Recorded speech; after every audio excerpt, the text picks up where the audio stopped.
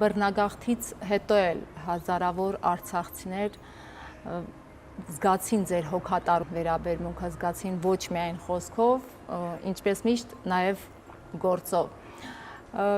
Ճիշտն ասած, հիմա էլ ձեր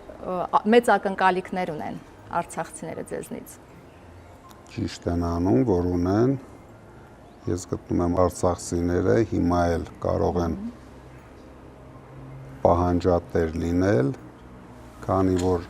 բոլորս ենք պատասխանատու արցախահայության լավ ապրելու համար,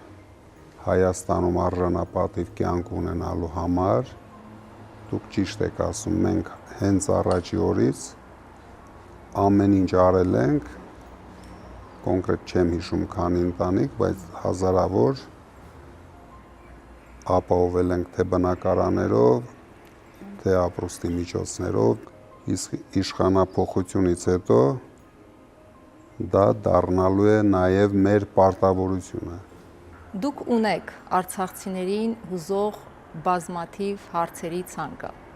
Հետաքրքիր է, իշխանության գալու դեպքում որ հարցն եք առաջինը լուծելու։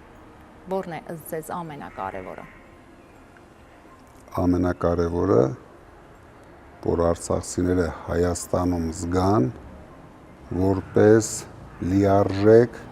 Հայաստանի քաղաքացիներ, քանի որ ես գիտեմ, որ մինչև հիմա չի լուծվում արցախցիների անձնագրերի խնդիրները, իսկ առանց այդ խնդրի լուծման դժվար է լինելու արցախցիների համար լուծել մյուս խնդիրները։ Դրա համար սկսելու ենք դրանից, որ անմիջապես արցախցիները դառնալու են Հայաստանի քաղաքացիներ, լիարժեք քաղաքացիներ։